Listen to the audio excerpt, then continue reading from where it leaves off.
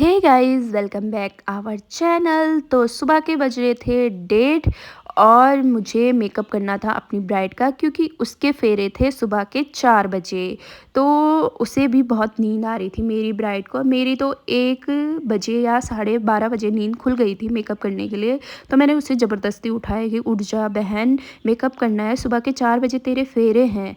और एक प्रॉब्लम हो गई थी, वहाँ लाइट नहीं थी, क्योंकि उसी दिन वहाँ लाइट ख़राब हो चुकी थी।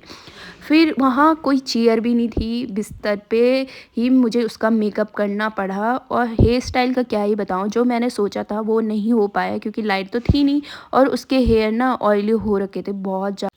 और मैं यही बोलना चाहती हूँ मेकअप आर्टिस्ट को कि जो भी कहीं जाए तो अपने साथ एक बैकअप लेके ही जाएं, क्योंकि बहुत प्रॉब्लम होती है मेकअप आर्टिस्ट को। फिर उसके बाद हम सब रेडी हो गए थे और निकल गए थे त्रिजुगी नारायण के लिए, मंदिर के लिए। तो सुबह बहुत ही ठंडा हो रहा था, बहुत ज़्यादा। उसके बाद हम पहुँच गए थे मंदिर में और मंदिर का प्यारा सा नज़ारा। उसके बाद हमने पूजा की और पूजा में ही लेट हो गए और फेरे हो चुके थे और मांग भी भर दी थी दूल्हे ने दुल्हन की, और मंगलसूत्र भी पहना दिया था। हम लेट में पहुँचे, बहुत ज़्यादा लेट में, जब मंगलसूत्र और फेरे और मांग भी भर दी थी दूल्हे ने दुल्हन की। तो ऐसे फ़ोटो शूट हो रहा था दूल्हे और दुल्हन का। फिर उसके बाद कुछ पंडित जी समझा रहे थे दूल्हे दुल्हन को। सो गाइस, फेरे हो चुके हैं यार। वो जो पोर्ट्रेट में फिर हमारे यहाँ रियल गोल्ड पहनाया जाता है दुल्हन को। तो उसकी पूजा कर रहे थे पंडित जी। मेरी ताई जी पहनाएंगी दुल्हन को रियल गोल्ड, और मेरी बहन कर रही थी ताई जी की हेल्प।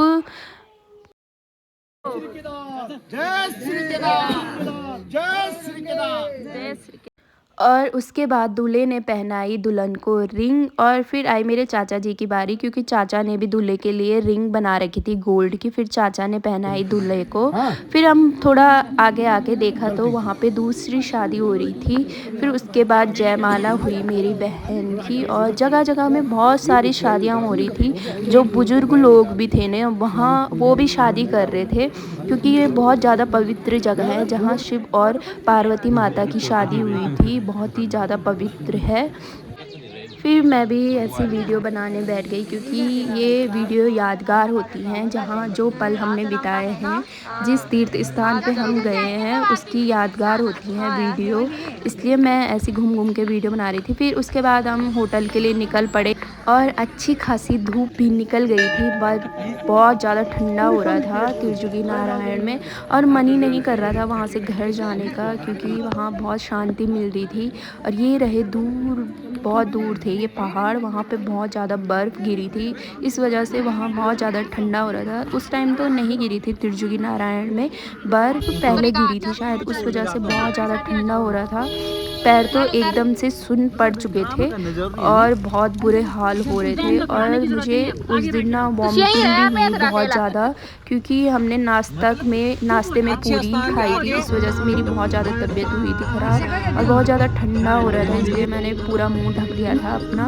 और हम निकल गए थे त्रिजुगी नारायण से अपने घर की ओर, क्योंकि वहाँ भी बहुत सारे फंक्शन थे उसके बाद। तो इसलिए हम जल्दी सुबह निकल गए थे त्रिजुगी नारायण से। ये रहा सोन प्रयाग का नज़ारा, बहुत ही प्यारा। तो अगर आपको मेरी वीडियो पसंद आई हो तो please like, subscribe and share. Thank you, bye bye, मिलते हैं।